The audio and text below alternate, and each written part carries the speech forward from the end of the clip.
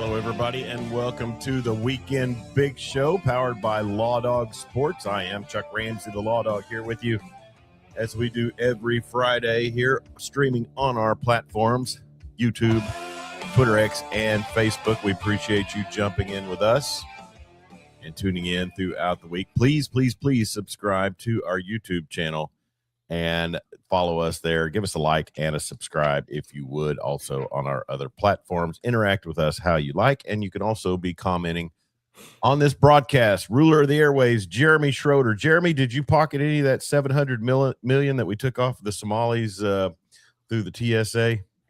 I tried, but no, there was to no avail. No, they didn't come through my airport, unfortunately.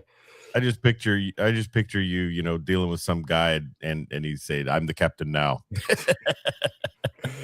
No, not here. But man, I can't imagine having to deal with that up in MSP. That's wow. It's so bad that apparently Jesse the Body Ventura is talking about coming out of retirement and running for office. Wouldn't he kind of be an attributor to some of the crises they've got up there right now? I'm not going on a political direction, but I don't think so. He was a bit libertarian, if I remember right. Yeah, Walls has been in there for a while, and yeah, it's been quite the mess that he's created up there. I feel bad for Prince's legacy. He put Minneapolis on the map, and yeah, but Prince is Prince. He made Purple Rain, Chuck. Stop. That's right. Hey, I texted you yesterday, man. We will have to add a segment here in the near future of I'm going to call it 90s bangers we missed. Oh my God, there's so many. Man, Sirius XM kind of did me right yesterday, and I told you one song I catch, and I think, man, where did I miss that one at? And it kind of makes the subscription worthwhile. Of course, with Sirius XM, much like anything, Jeremy, if you're a valued customer, you have to call them and threaten them to cancel every year. I need to do that here pretty quick because stay on that. That first full price charge hit my account. I was like, oh dang it! Do that. You got to call and threaten to cancel, and they'll throw you a deal big time. Usually. Oh yeah. So anyways, but no, the one I saw yesterday, and I used to hear the name of the band, and I think back in the old days when I was patrolling and stuff and listening to the cat driving around, yeah, I would change it if I heard the name. I was like, Our Lady Peace. What is that? Would you think it was like Lady Antebellum or no? That was way before Lady Antebellum, but there was some wimp rock back in the day, Eve 6 and stuff like that. I didn't care for, but man, I heard one yesterday on Sirius XM. Is it because it's the woman's name? Because Eve 6's name is actually pretty cool when you find out why they're called Eve 6. Well, it was the song that whatever that was their kind of their hit. I didn't like that. Of course, I mean, I'm so 90s centric now. I can probably go back and hear it and think, I love that, Well, see, Eve 6 was if you ever watched the X-Files. Did you ever watch the X-Files? I did a little bit. There was an episode where there were clones of this woman named Eve. Mm-hmm. The sixth Eve was a complete sociopath. Okay. She was in a mental health institution. That's where the name came from. Okay. Well, that makes I bet you like cooler. Mary 3. I liked what was that? What was that one track they had? Cumbersome. Yeah. That was one time somebody on the Cat or some national radio station did a mockery song about hair loss. They tied that tune into hair loss, and I related. Oh my gosh! But no, Starseed by Our Lady Peace. Man, I heard that yesterday on Sirius XM. I was like, "Holy cow!" That ain't not bad, is it? 94. What was I doing? Oh, I think I was going through my initial real Western swing phase. Well, yeah, that back then in there, Pantera was just coming on the scene, and there were a lot of great bands in that I era. texted you, and you said you were just wrapped up in Tool. Yeah, probably. So, I remember Tool came to the fairgrounds one time, and a friend of mine worked a concert, and I heard them on, the Cat. Cat played, I think, different sober tracks. Yeah, I think that was it. And so, I'm talking to my buddy, and he worked the concert. I was like, "How was that concert last night?" He's like, "Man, the dude came out in a dress." I was like, "What?" And so, I just kind of heard Tool. I didn't delve deep into Tool back then, but glad you did. All right, so we will have a segment in the near future called '90s Bangers I Missed, and we will ask the crowd to interact with us as well to give us theirs. Was Connor Carr even born in the '90s? Was he? Is he a millennial baby? Probably not, and he would be contrary to anything you mentioned, Oh, anyways. totally. Well, and I kind of gigged him the other night on the text thread. Arkansas got a big win over Ole Miss, and it's like, man, I thought OU's win over Ole Miss was great. And 93, he says. Wow. And let's see. I was a year into my police career by then. That was the year I graduated from high school. There you go. Yeah. So even you're a bit younger than me, but I did, I'll just say this. I haven't looked at Ole Miss's total record, but they were supposed to be a bit of a contender coming into SEC play this year. And Chris Beard, not really getting the most out of that squad. I think the OU win and they lose to Arkansas. So that could be considered a tough stretch, but I think OU beat them there, didn't they? Was that there? I know they beat them by like 15 points. Yeah. But then OU goes to Starkville and gets beat. I don't know if Mississippi State might not have shot it. I know at one point in time they said they were leading by 10 and hadn't hit a 3, I think, or something. I think OU had their highest defensive rating of the year in that game. They just could not score. The one guy, Xavier, I can't think of the kid's name now. One kid, they had 6 assists at a team. One guy had all of them. Yeah. So not doing too well shooting the basketball. No. So, but we are still not quite in college basketball mode, and maybe let's just set a date for next week. We will delve a little deeper into the area of college football because I mean Porter Moser has a pretty decent squad this year. The SEC has some squads, and then Dan Narva up in Michigan, our super fan. He's watching Sparty intently. I tell you where basketball is taking up my time, and that's high school tournaments. I did the first day of the Weatherford Classic yesterday, and I noticed on the text thread, Dan Narva says, "Well, I forgot Chuck's doing basketball." And so I missed the first half of the playoff game last night, but I did get home and catch the second half. And man, what a game it was. And gosh, I hate to see Miami become good again. I'm telling you. I mean, I just hate them as a program. And it stems, I told my wife last night, I said, this is just bringing back a lot of childhood trauma, teen angst and trauma from when they beat us, the times they did in the 80s. Tell me about it. My hatred for the Dallas Cowboys stems solely from Jimmy Johnson. Sure. Yeah. Yeah. I can relate to that. Broke my heart so many times as a kid. Yeah. Connor Carr says he's got a decent squad every year until February. Was that Chris Beard or Porter Moser? I guess Porter. Yeah, he'll have to prove that incorrect if he wants to this year. So, but no, playoff last night. We'll get into football real quick, and we want to thank our sponsor, CCW Safe. They provide legal self-defense coverage with plans starting as low as $19 a month. Use the link down below in the scroll or in the description of this stream and let us know that you do, if you do, and use that link and we'll get some credit for it.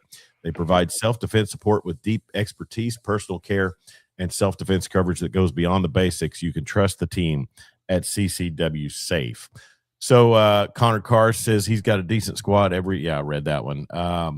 The U alums are the most insufferable now. Yeah, where have they been for 20 years? That would be the question. Where wandering in the desert with the program, I guess. Where were they at last year when they refused to take a knee against Georgia Tech and lost? Wow, yeah. Wasn't that last year? I was just waiting for the Cristobal effect last night, them just blow it on a dumb coaching decision like that.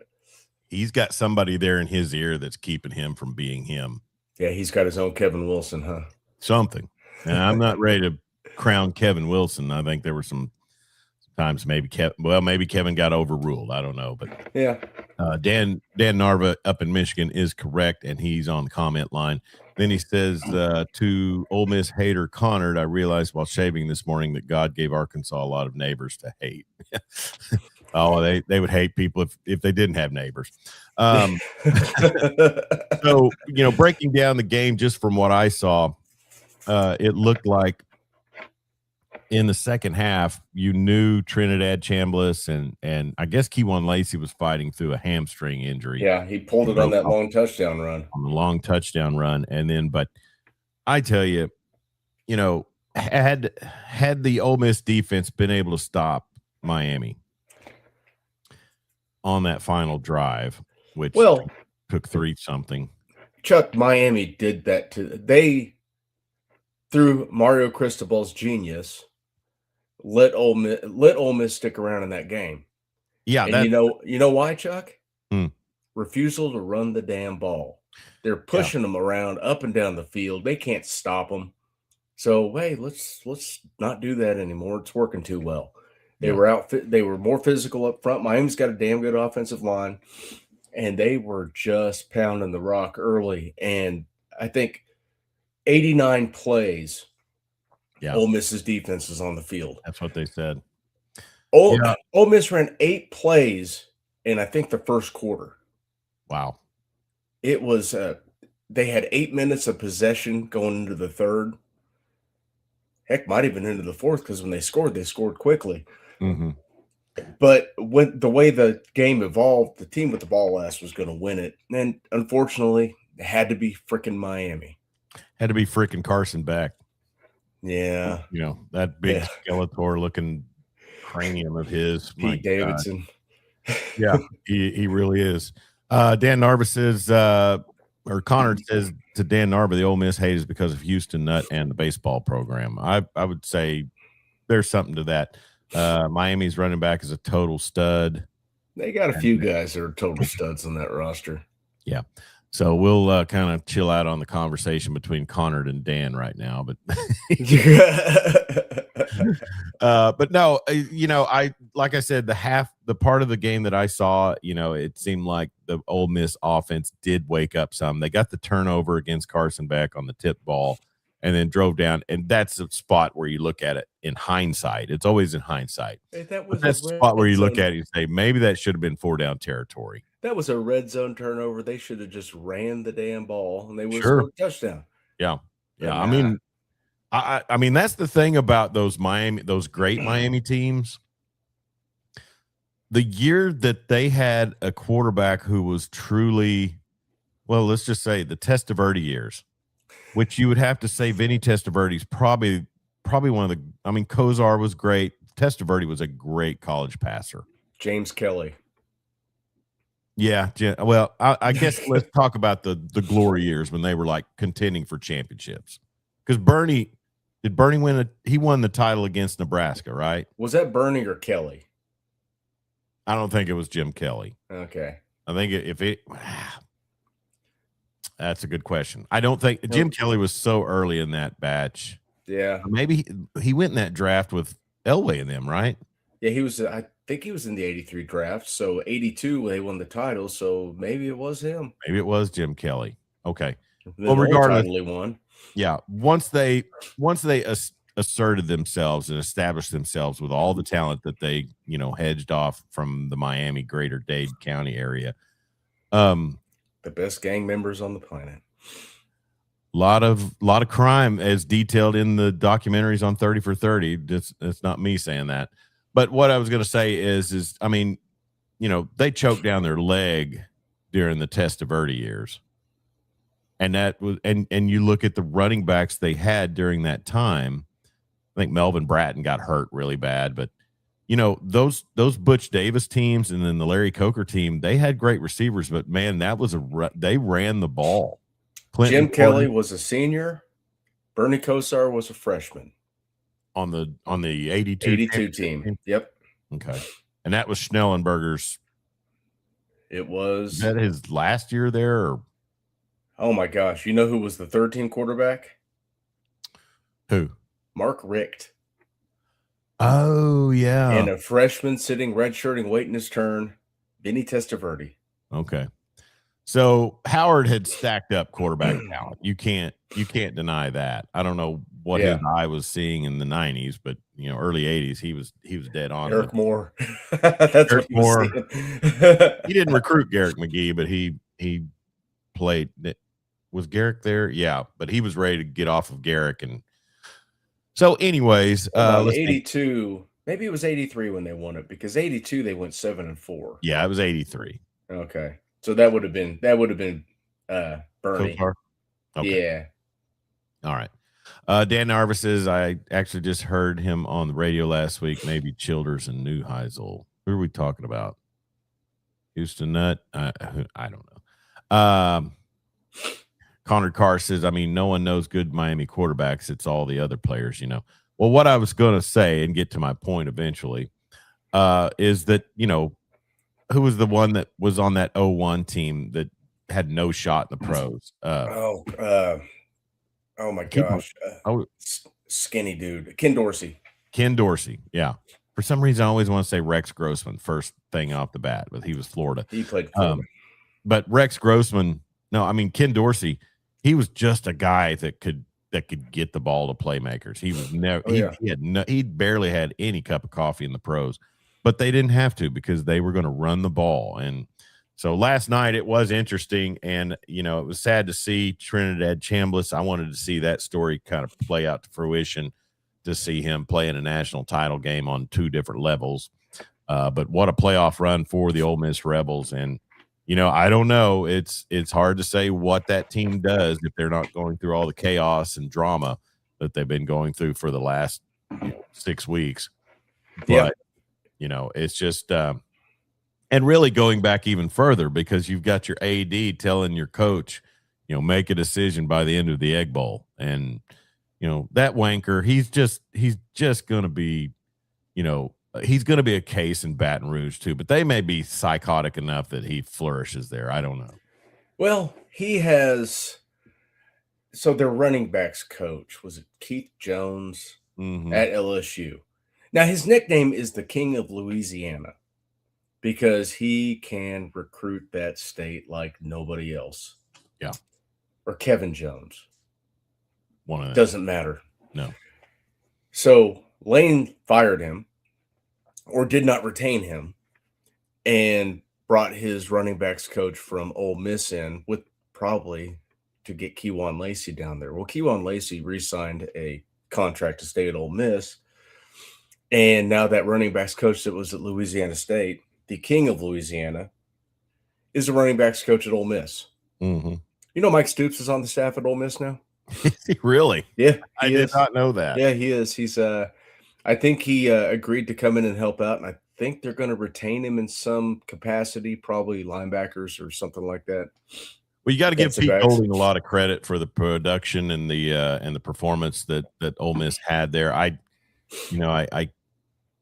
know with that batch of Miami receivers, it's tough. I know they were on the field a lot, so I really won't be too critical of their defense late. But gosh, if you just a play here, play there, and you're coming out of that at least going to overtime. But just a tough way to lose, especially with that what was that villain on Saturday TV Funhouse? Big Head, the ambiguously gay duo. Oh my God! You got Big Head running in a touchdown. Then you got Cocaine King Daddy on the sidelines. With his belt off, ass, and shut up. And then you got the murderer standing there on the sidelines with everybody at the coin toss. Oh snap! I didn't see nothing. I didn't kill no Emma effing lion. Man, Robert Smigel really jumped out on a limb on that one. Timing of that. It was at a time. It was at a time when you could do things like that. Marty Wandry, Timmy. Okay. Yeah, he does have a Timmy-shaped head from South Park. So yeah. Dan Darby said Sparty in Miami did a home and home around 83 when Jim Kelly was there. I might remember that a little bit. But the great thing is they lost to Penn State, didn't win that title. I think last night was their first win in the Fiesta Bowl. Mm-hmm.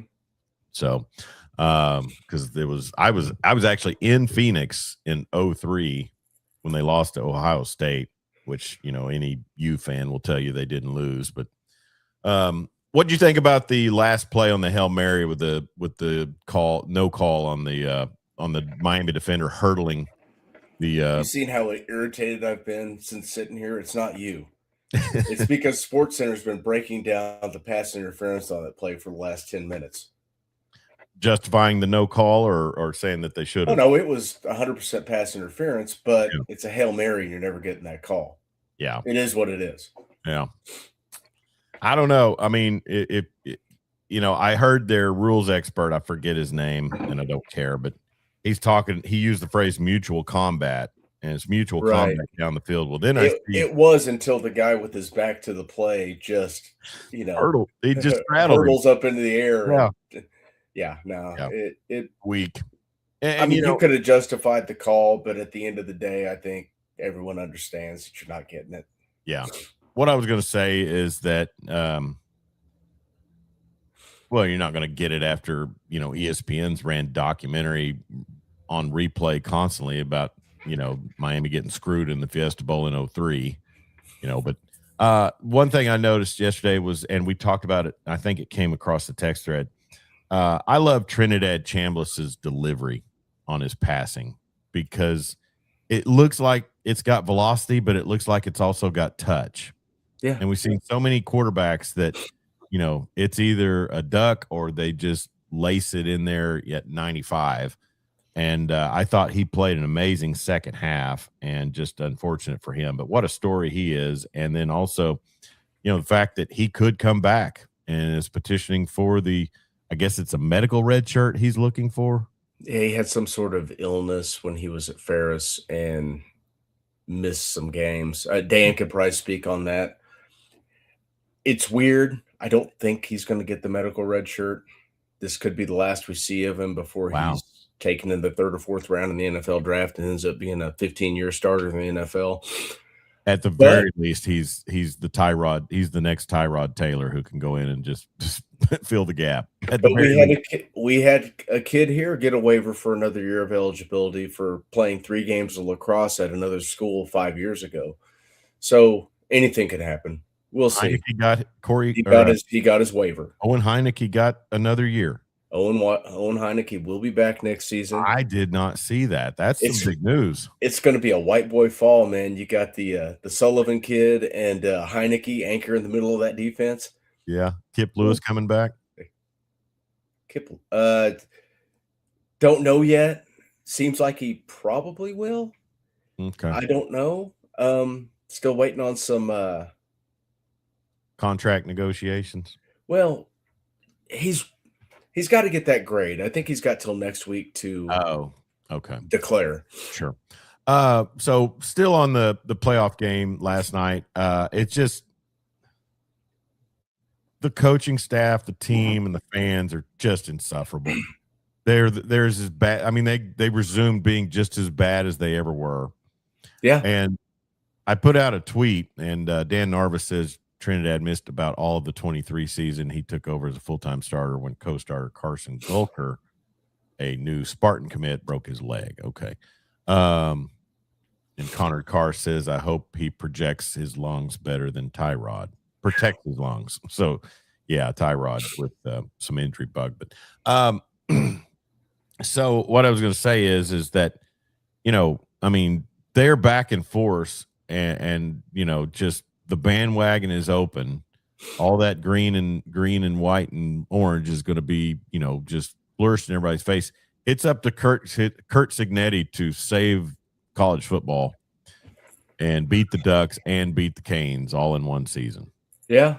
I mean, he has supplied the blueprint that most of these teams are following now. So hopefully the master can go ahead and win one more game. It's crazy that all 4 teams in the semifinal were coached by a Saban disciple. That was quite the endorsement of the Saban coaching tree. I would and that is why Nick Saban is the greatest to ever do it.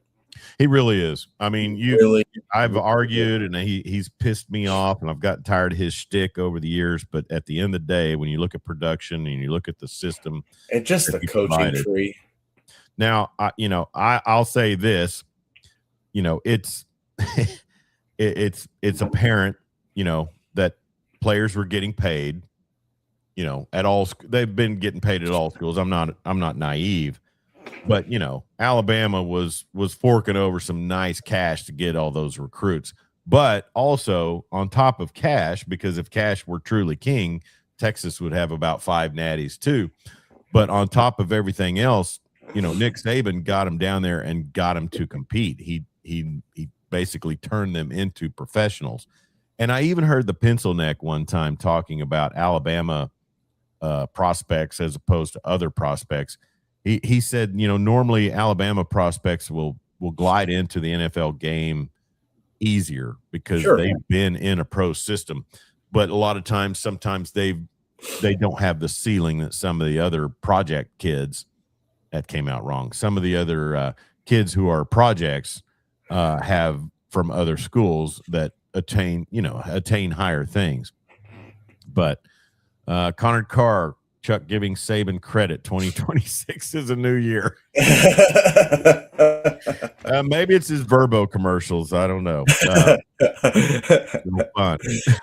Check-ins at 3. It's 2:55. I know.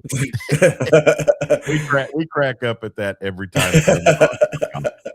But anyways, yeah, the Saban coaching tree definitely on display. I mean, in essence, Jeremy, it's basically because, and you got to tip your hat to the guy once again.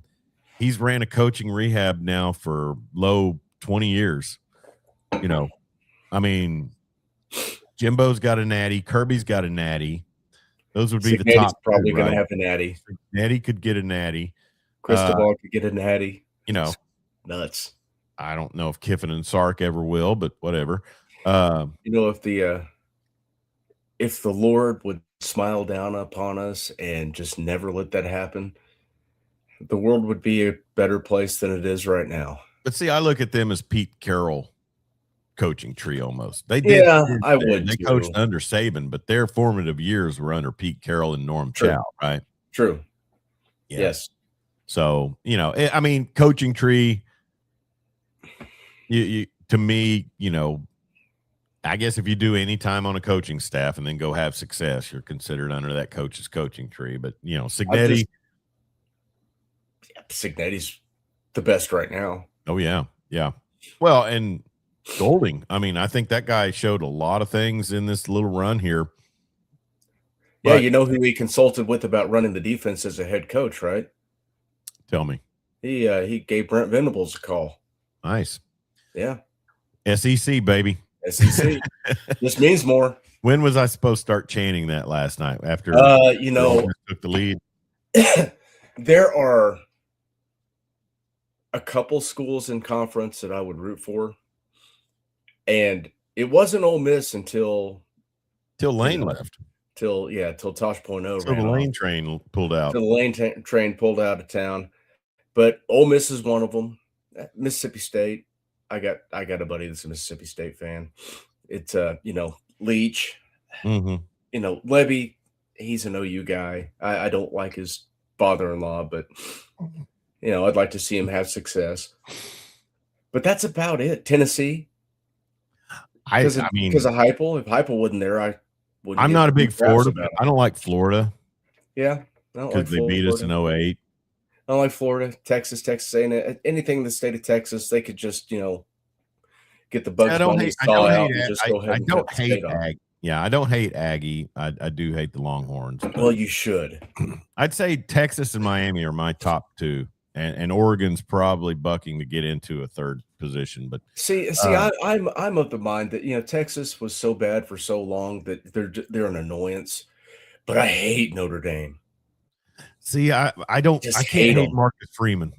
I like Marcus Freeman, but I do not care for Notre Dame. And this year, and the whining and the fallout from them not making the playoffs, that's why. Well, before we say too much about Oregon and Indiana, let's talk about that real quick, because I thought to myself, and I think I commented on a tweet last night, what does the regular season really mean? You've got Sark down there complaining because they had 3 losses and they felt like they had a quality record to get in. You had Notre Dame with no quality, one quality win over a USC team who was, in the upper part of the top 25. And then Miami, who didn't even play, lost. I guess number 17 is the upper half of the top 25 now, huh? Do what now? I guess number 17 is the upper half of the top 25 now. Well, if you split it in half, wouldn't it be? No. 12 and up would be the upper half. Yeah. Well, I mean, when I say upper half, I mean the. Oh, okay. God, going chronologically, man. Don't give Tebow his flowers. No, but what I was going to say is, Miami didn't even play in their conference championship. So let's stop all this talk about the regular season means anything, because it doesn't. So let me get this, because your logic is flawed. How? I mean, not totally flawed, but it's flawed. So if a team goes 0-4, gets hot, wins 7 games, you're cool with them putting them in the playoffs? No. I mean, the regular season doesn't matter. I'm going oppo of that. That's not how I feel. I'm just saying they're telling us that the regular season doesn't matter. And yeah. we've said this, Jeremy, and here's the thing. It does matter, Chuck, because 8 teams would have been better. We've said that. 8 teams would have been better, but without Miami beating Notre Dame, they're not in. No, they're not. Now, conference championships don't matter. The regular season means everything. But we've got a team that's going to play and potentially win a national championship that couldn't beat SMU on the road and lost. I can't remember if the Louisville game was in Miami or in Louisville. But they didn't play in a meaningless conference championship now, did they? Do what? They didn't play in a meaningless conference championship, did they? No, they didn't even Alabama qualify for their conference championship. Had 3 losses, got in. Meaningless game. Why even play? Again, I'm sorry, I was talking. Alabama got into the playoff after losing conference championship with 3 losses. Meaningless game. Why play it? Notre Dame lost their first 2 games of the season. Didn't really have an impressive resume. Didn't get in. That's their own fault. But they didn't play a conference championship game.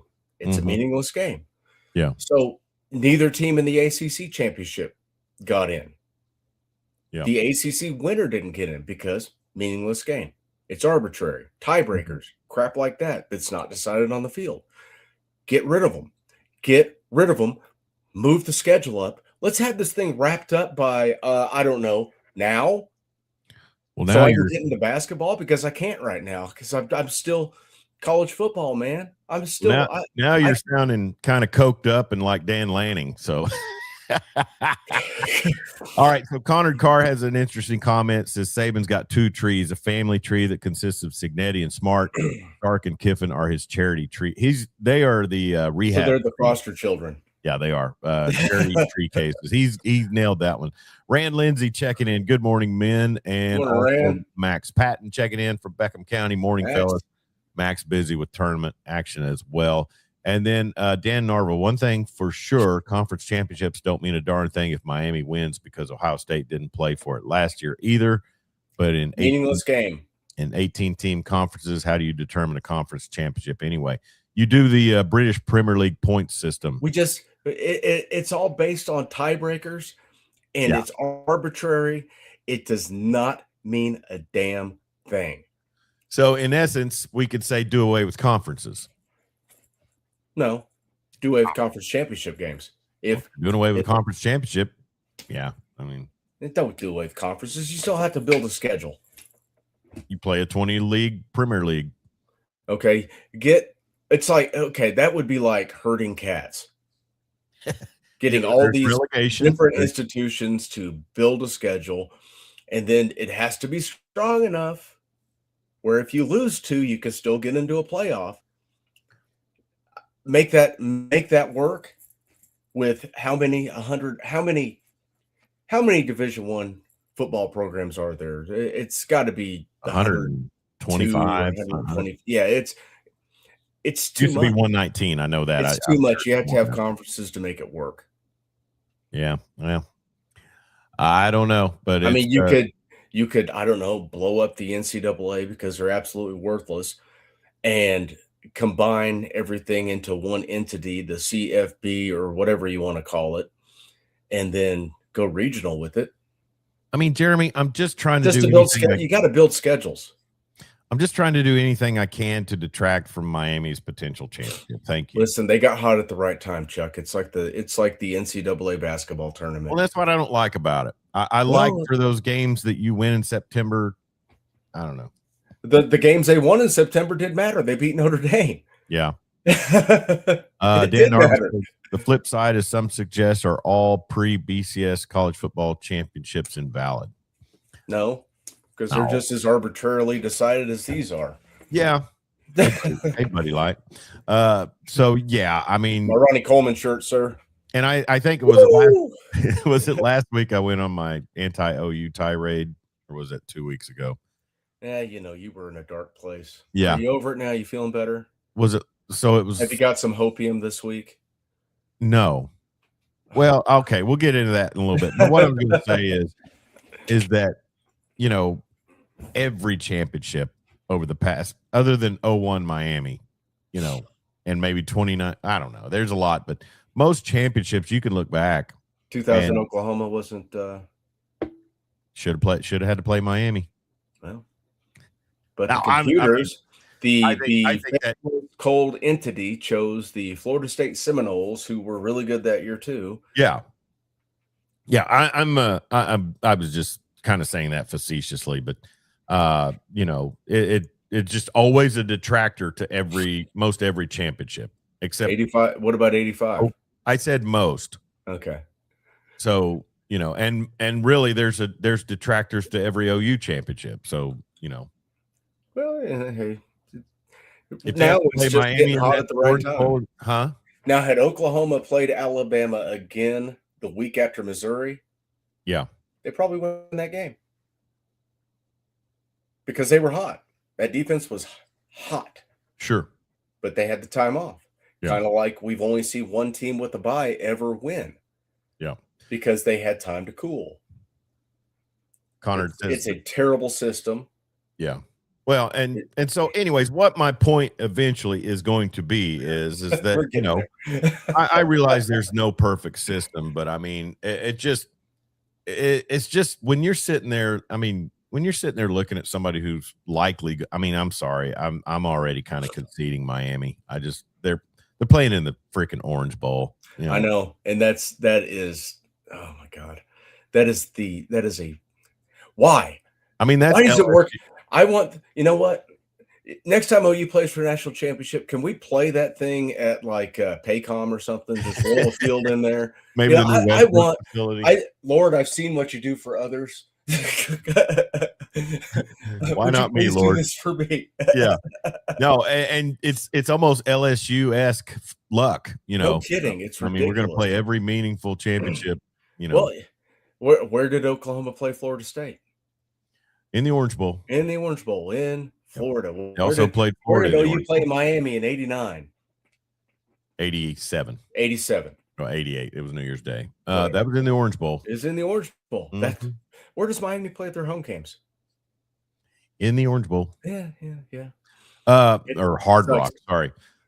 They did. I think they demolished Nebraska in the Rose Bowl. I think that. No. Was it? I want to say it was. Because that was in the fairly early stages of the BCS. So if you can enter that. Anyways, tonight's game is going to be exciting. I won't see it because I'll be on the call for Weatherford basketball, but Oregon is a 3.5-point dog in this one. And Jeremy, revenge factor, second time around, really pretty well dominant performance in Autzen by the Hoosiers. Do you see Kurt Signetti's squad, missing out on anything that they did do in the first game? I think the advantage for Indiana is something that Oregon had zero control over, and that's the transfer portal. Yeah. Oregon's lost 2 running backs. There's talk that their starting running back is dealing with a shoulder injury, and there was talk that he may not play because it was like a broken clavicle. Ooh. They're talking like he is going to play, but if he is limited in any way, that is a big hit to the offense of Oregon. Mm-hmm. Until somebody beats them, It's Indiana. Yeah. Just because they are so good. Do you realize that Indiana does not have a single player that weighs over 320 pounds on their roster? I did not.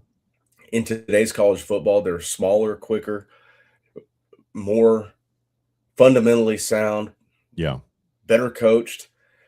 It's crazy. It is absolutely nuts how is he getting away with how good they are. Yeah. But would it shock me if Oregon went in there and won that game? No. I mean, Oregon's talented. They got the quarterback, they've got a good defense, they've got skill guys all over the place. They could very well hang with them and win that game. Yeah. It's a tough one. That's why it's only a 3.5 point spread. Yeah. Damon Schultz from A+ Roofing and Construction checking in, said close game tonight or Indiana runs away with it. I'm leaning towards the Hoosiers. I'm picking Indiana until they prove otherwise, because they've won every game. They've won every game this season in different ways, and they've got the X factor on the sideline. Yeah. Well, and you're exactly right. And Fernando Mendoza, I think he's shown extreme poise, throughout this whole run of theirs. They beat Ohio State too, and they did. And they do play. Just Damon Schultz saying he thinks they're nasty. They do play, and that's one thing that people have touted Miami for is kind of the violence they're bringing to the game, and they almost lost that game last night because of the violence they bring to the game. Sure, targeting penalties late, targeting call, late hit. The dumb dive in after the play's dead. That was some dumb stuff, but they managed to rebound. And then, but no, I like Cignetti. One thing Oregon fans have to wonder is, can you trust Dan Lanning in a tight situation? That's yet to be. I mean, I know. I think consensus would say no, but he has, just this will be the tightest situation he's had to deal with yet as a head coach. I think so. And I thought that Texas Tech could have success against them defensively, but then they really pitched a nice performance against the Red Raiders. I think there's some underlying issues there with the Tech offense at times, but I just, I think, like you said, in Cignetti we trust. And until proven different, he's just kind of revolutionized what football can do as a team, and we'll see. I mean, hopefully, in my hope, he's riding that all the way to a national title, because it would just stick it in the craw of all of the cocaine money in Miami and all of the Nike money from the sweatshops in Eugene, Oregon. Yeah, Cignetti is all the best parts of Saban. Cignetti can save our country. Cignetti can save our country. Hey, I gush about the guy, but facts are facts. He went to a school that has had zero success historically, and he's a game away from playing for a national championship. It's amazing. If you think about it, over our time since 2018 doing this program, we've pretty much just been I mean, we're the Statler and Waldorf of all things college football, and like to mock the stupidity but when somebody's legit, like Damon Schultz says he is, we give them their props. Yeah, I mean, Saban gets his props. I mean, he may not be the most likable guy, but man, it took me a while. You won 6 natties, and then knew when to step away when it's like, I don't want to deal with this crap, and got the heck out. And good for him. I hope he is truly retired. Mm-hmm. But Miami might, give it time. The U might have a downturn. Maduro's out in Venezuela. Cocaine's not going to be flowing so freely into the South Keys. Trump keep blasting all those boats, bringing them their supply. That's right. Maybe they need to send Delta in to remove Mario Cristobal. I think they'll have to use Delta to remove Michael Irvin.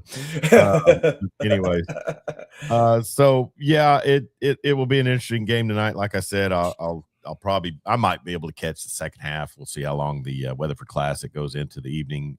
They are starting the final game a little earlier than normal. I'm as excited about this game as any game I've watched this year. I was excited to watch yesterday. I was really pulling for Ole Miss. I think you know that. Yeah.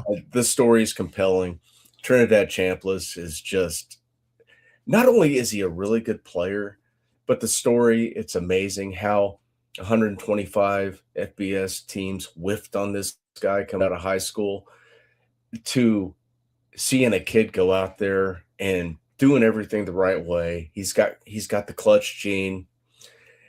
You know, if he had got that ball back with just a little more time. Yeah. I mean, they win that ball game because he drove them right down to the 30. He did. If a field goal would have won it, they would have won that game. Sure. He got him going and made some really astounding passes and a great core of receivers too. And I hope if he doesn't get that extra year, some enterprising GM picks him up if he's sitting there on draft board. And I think he's got it, man. I think he's got it. What about a future replacement for one Patrick Mahomes? Is he going to be willing to sit for 10 more years? Well, you said 3rd or 4th round draft pick. How many years? Mahomes is 29 years old, man. Oh, he's done after 3 more years. He's soft. Wow. He is. That old squad got soft overnight because of Taylor Swift. You know, they've got an absolute terrorist as the offensive coordinator, and Matt Nagy was not retained. And Matt Nagy somewhere else. Someone's going to hire him as a head coach, and it's going to be cinema watching him fail again. Last take on the college football playoff. I hate the guy. I despise what he represents in college football. But Lane Kiffin did put that Ole Miss squad together. And he did put him in a terrible position when he left because he's a giant douchebag. He is, but I mean, what a program they have going on down there at Ole Miss. I mean, he worked the portal, he recruited well, he did a great job putting that team together. And the fact that he said he cannot sustain success at Ole Miss when he has sustained success at Ole Miss, I mean, tells you how truly delusional he is. And here's the thing. The company line is SEC, SEC, SEC. You should be able to sustain the way that team, the way that conference promotes itself, the way that the narrative is in the media. You should be able to sustain success at every program there except Vanderbilt. And look what they've done. Well, let's see if they can sustain it. You know, they got a 5-star quarterback this recruiting cycle. I saw that. Yeah. Man. I mean, Shane Beamer's in trouble down in Columbia. I mean, Florida could come back in it, you know. You can sustain success at probably 10 of the 16 schools in the SEC. South Carolina has never had sustained success. No. Vanderbilt, no. Kentucky, no. No, they fired their winningest coach ever. Let's see. Who else is in the SEC that we could say has not had sustained success? I would throw Texas A&M in there. But here's the thing. We've seen through this playoff and the last 2 seasons that you make the right coaching hire, you can get to new plateaus pretty quick. Sure. And I don't think Cignetti's jumping to some other school. No, he's not. He's got that big extension. He's got buy-in in the program. Yeah. He's killing it in the transfer portal, which is his bread and butter. Mm-hmm. He's got it rolling there, and he'll probably be there till he decides to hang it up. Yep. God, I hope it's quick. But it's fun to watch. Yeah. Oh, you left out one program. Oh, I'm sorry. Yeah, I forgot about Arkansas. Well, and Arkansas has just got to get whoever's holding the purse strings over at Tyson and Walmart to stop sending all that money to basketball. You know, we got great chicken products. We're going to go the chicken beer. I about fell out of my daggum chair when someone released NIL spending, a graphic with the NIL spending for each school in the SEC. And Arkansas was right above Vandy. Yeah. That's kind of an OSU move, wouldn't you say? I would say yes. Now, OSU has found some money. They have. Yeah. They got a 5-star quarterback now. That is so stupid. I don't get that. I hate to call them out. One comment we whiffed on, Dan Narva. I love how Sid gets confrontation on reporters when they ask stupid questions about where you learned that. We're not supposed to be here because we're Indiana. Yeah. Because kind of sounds like somebody else, doesn't it? One Robert Stoops. Or Nick Saban. Well, I'm not gonna, so stop asking. Rat poison. All right. So prediction tonight, I'll say Indiana 27, Oregon 17. Man, after that game last night, which was just fun to watch, give me 27-24 Indiana. That was a damn no. Yeah, that sounds good. 27-24 Hoosiers. And it'll be 51-6 Alabama or Indiana. Because that'll be the final score. What did I say, 27-17? Yeah, you had them a 2-score win, which would in the playoff situation, that's decisive. Yeah. Damon Schultz, 34-21. I'll go ahead and jot that down. 34-21 who, Damon? Yeah. I'm guessing his comments would be IU. I mean, it would shock me. Gotta clarify that. It wouldn't shock me if Oregon won that football game, but also it would shock me because I'm just so accustomed to watching Indiana go out there and do their thing and beat everybody. Yeah. Well, and that's the thing about like after Oregon beat Tech and so much Twitter fodder was just Oregon fans, dogging Tech. Well, you have just as many national championships as Tech has. I know. In the 20 years, I know. 25 years. Tech is learning our pain right now. They're learning. Yeah, but I mean Oregon, they played in one with Mariota, maybe 2 playoffs back in the early stages. I can't remember, but they lost and they don't have a natty. So back when Chip was up there. Was that Chip or was that I think it was Chip Kelly. I thought it was Mark Halpern that might have been in their playoff. Anyway, Connor Carr, 31-28 Oregon. All right. So we'll write that one down too. No contest here, no prizes, but the cocaine bear's going to get him one, huh, Connor? Cocaine bear. Ooh, I just put Connor 31-28 OU. So if Oregon wins, is there going to be an arrest on South Beach from Lanning hanging out with Michael Irvin? Oh, totally. There'll be a big. It's gonna look like Scarface up in there. Yeah, there'll be a big mountain of powder on top of a desk, and Irvin and Lanning will be sitting there just partaking. All right, we got to get out of the college football playoff. There has been a ton of portal action, a lot of hiring going on, and one humongous hire down in Normantown was the hiring of former Dallas Cowboy. Is Witten a Hall of Famer? He will be. He will be. He hasn't been retired long enough. Jason Witten, the new tight ends coach at the University of Oklahoma, a massive swing there for Jim Nagy, and to bring in a big time name. I mean, what do we know about his true ability to coach tight ends? Well, you got to get them before you can coach them. And I'm telling you right now, having Jason Witten as your position coach is going to bring some dudes in.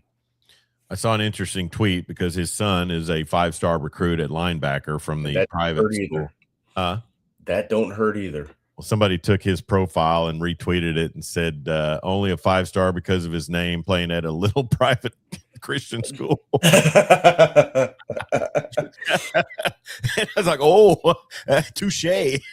But yeah, big hire. I saw an interesting tweet yesterday also said your ex-girlfriend when she sees your new girlfriend or something like that. Or the guy, you versus a guy she told you not to worry about. That's right. Picture of Joe John and Witten. So, man, some rough stuff on social media. But, yeah, I mean, it's got to be a good hire. But let me ask you this. And I was looking at the OU roster because I wanted to confirm when you threw out that C.J. Nixon was 6'3". We had him for 4 seasons at 6'5", 6'6". Didn't know being at Norman would shrink you, but usually, if Robert Anthony Stoops was still the head coach at OU, CJ would be listed at about 6'11". Yeah, that's true. Very true.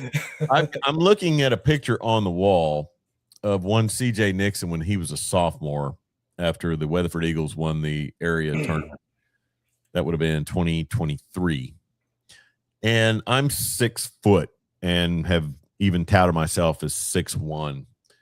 And he's a good 5 inches taller than me right there. So I don't know. I mean, but anyway, so long story short, and to drag out the point longer, I'm looking at the OU roster, and I get down to the coaching staff, and then I get down to all the offensive analysts and all the assistant to the general manager and all. I mean, they have become a massive bureaucracy in this time of NIL, which I understand is necessary, and I get it, and I understand all the swagger with the hire of Jim Nagy.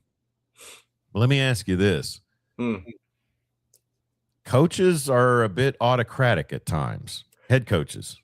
And maybe BV, maybe Venables is a little different, you know, maybe BV is a little different with his, you know, attitude towards the job.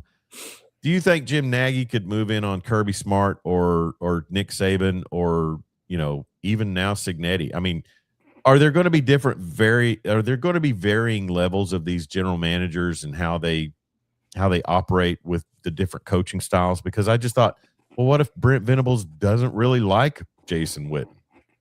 You know, I mean, I'm sure that Venables had to sign off on the hire. I mean, that is his staff. Okay. You know, right now you're seeing with the advent of the college GM, they're doing all the stuff that's taking away from the X's and O's. Yeah. The player evaluation, the recruiting, and in this day and age of college football, you have to do something to take stuff off these coaches' plates. Would you agree? Because there's just too much. It's just too much because you're recruiting your roster every single day. That's a lot of work. Now I've got to recruit portal. I've got to recruit incoming portal, outgoing portal, high school. That's a lot. And I totally get it. I totally get it. So, but who's the subservient one in that equation? Because it's my name. It's my name at the head coaching position that takes the brunt of the heat. I would think that they're equal. Okay. I mean, they answer to the same guy. They do. So, yeah, you got one in charge of roster construction, one in charge of coaching them up. They've got to be equal. There's got to be a simpatico there between them, and one can't be greater than the other. So far, with Jim Nagy and his hiring of Jason Witten, we'll factor in coaching hires, and then also the portal additions that they have picked up. Where would you rank? How would you grade Jim Nagy's, I guess, first real full season as general manager? Well, since this is basically his, and you said you had portal stuff pulled up, 1.5 portal cycles because he came in late last year. Sure.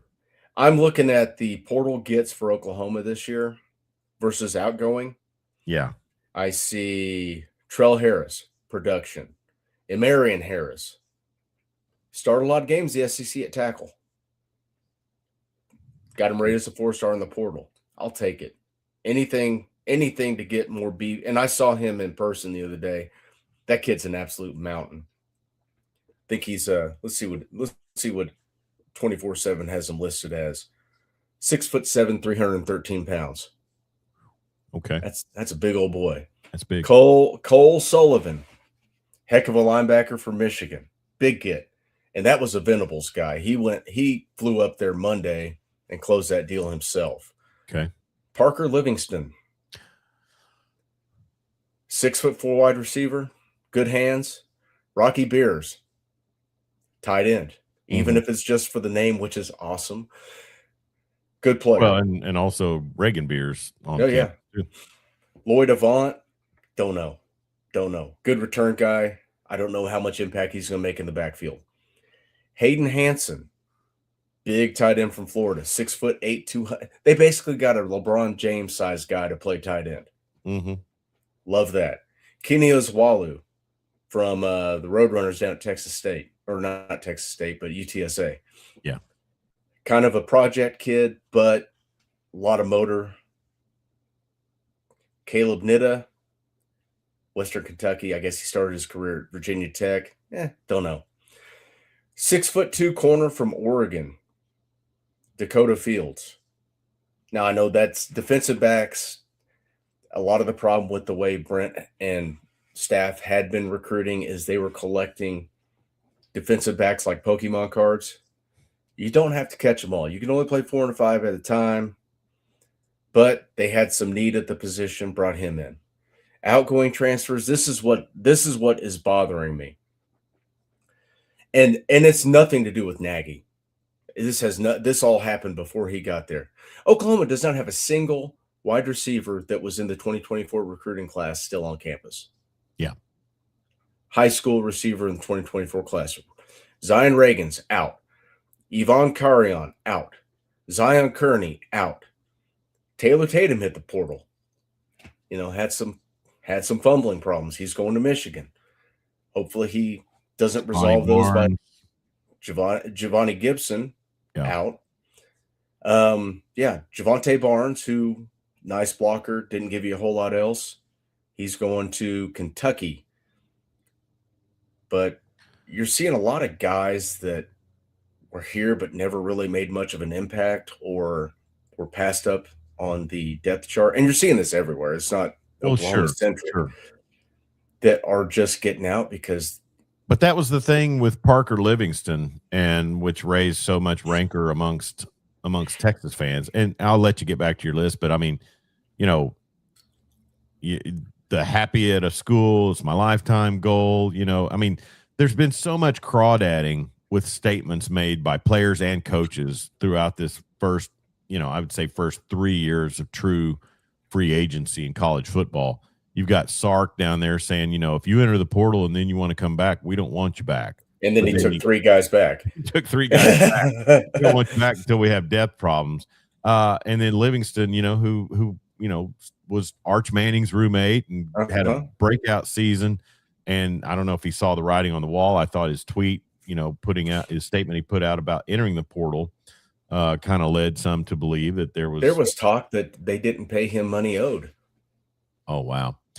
See, that gets into even another deal. But so did you give me a letter grade on Nagy?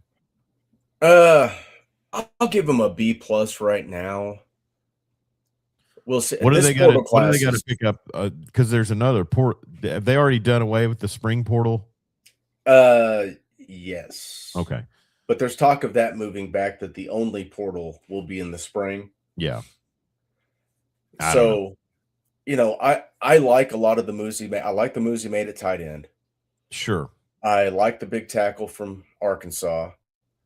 The Sullivan kid at linebacker, I think, is going to be a plug-and-play guy right away.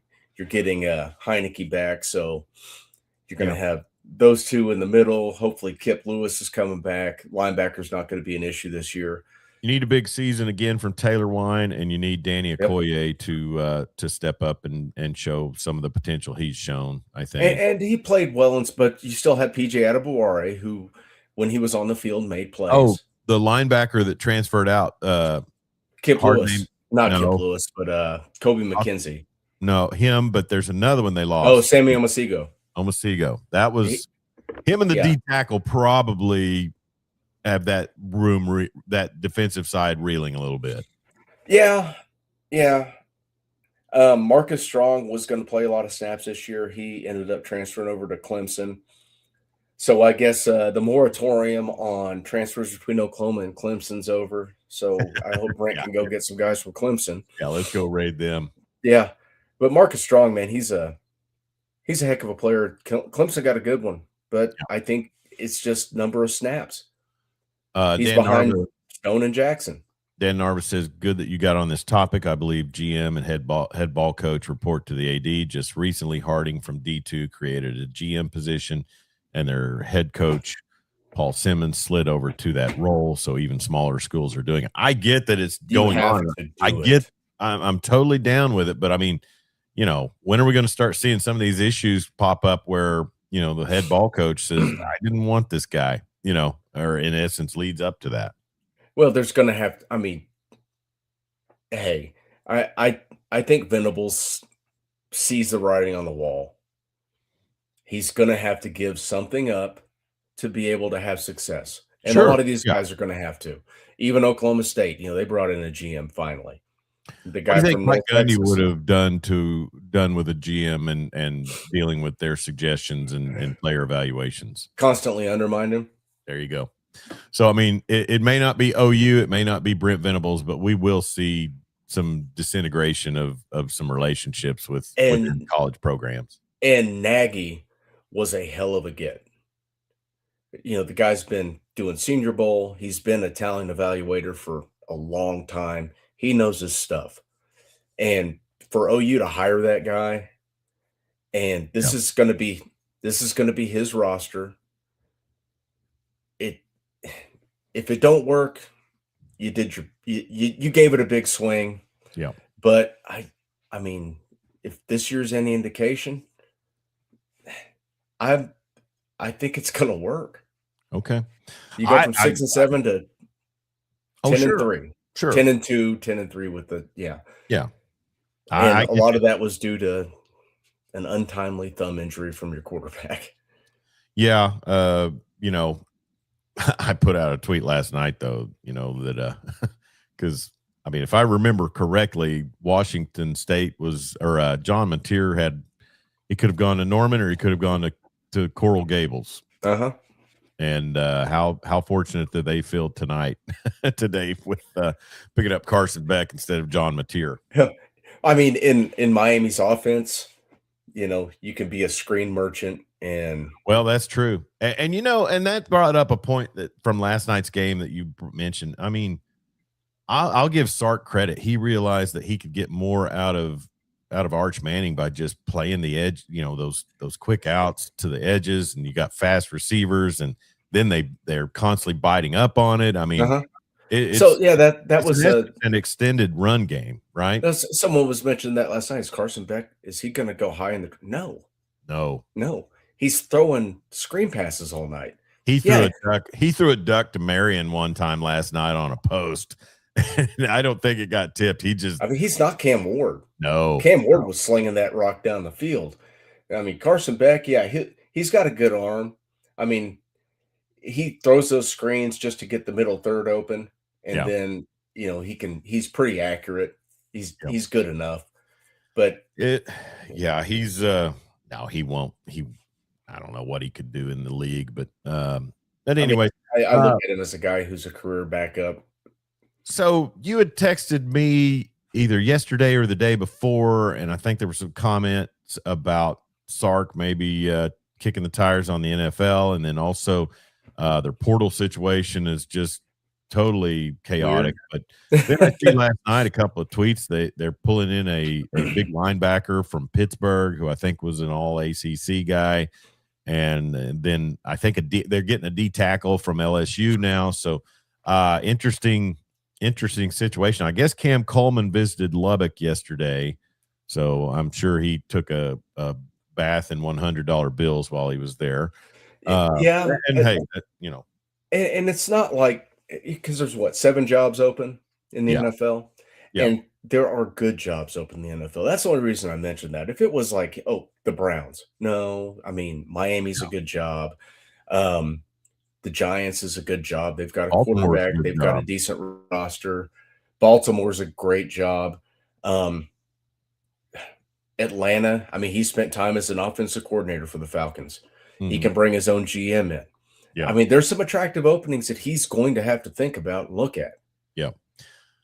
We want to thank A+ Roofing and Construction for sponsoring our program. Give them a call if you have roofing or construction on your home needs in Western Oklahoma or in the metro. Damon Schultz, our good friend, is the owner of that company, and I trust him immensely. Call him at 580-772-7587 as you see it down there on the scroll. Give them a call if you have any construction or remodeling issues, things they do there, and their roofs are all great quality roofs. And Damon won't just tell you need a new roof just because he needs a gig. He will let you know, I think you're okay. And then also, Jeremy, I say that, and we'll probably promote them a little bit higher because it's already tornado season. I know. I woke up yesterday morning to thunder. Like, what in the heck is going on? And then I wake up yesterday morning and I see Purcell had damage. Shawnee had damage. I mean, it's January storm season. We have two seasons in this state. It's going to be snow on the ground in April. Yeah, exactly. All right, so let's start making our way out of here, Jeremy. I tell you, it's going to be a fun night. It's a great weekend. We don't even really delve into NFL playoffs, but they'll get started. Sorry, you won't have a team to root for in this year's playoffs. It's okay. I need a break. You and Marty can get together and cry. Do some hate watching. That's right. So anyway, he is Jeremy Schroeder. I'm Chuck Ramsey, the Law Dog. We are the Weekend Big Show powered by Law Dog Sports. We are Law Dog Sports. We have been since 2018, and we talk sports here with you. I hope you have a great weekend, amigo. You too. And we appreciate you tuning in. Thank you to everybody for the comments. And we want to remind you also to check out our sponsors, and then we will tag them in the social media posts. But also, we want to remind you to check out CCW Safe. And you want to always make sure, there it is, make sure you and your family are protected. CCW Safe provides legal self-defense coverage with plans starting as low as $19 a month. Visit the link there in the scroll or in the description of this broadcast and check out the plans and use that link if you do. It's self-defense support with deep expertise, personal care, and self-defense coverage that goes beyond the basics. You can trust the team at CCW Safe. I know I sure do. Jeremy Schroeder, Chuck Ramsey, the Law Dog. Be safe out there. Don't text and drive, and sure don't drink and drive. Follow me this weekend on social media as I will be calling the Weatherford Classic today and tomorrow for Weatherford basketball. It's going all day long right now. The Weatherford Junior Varsity is trailing Elk City 17-6. That's on Weatherford Eagles TV at right.media. So check that out. Be safe, and we'll talk to you next week.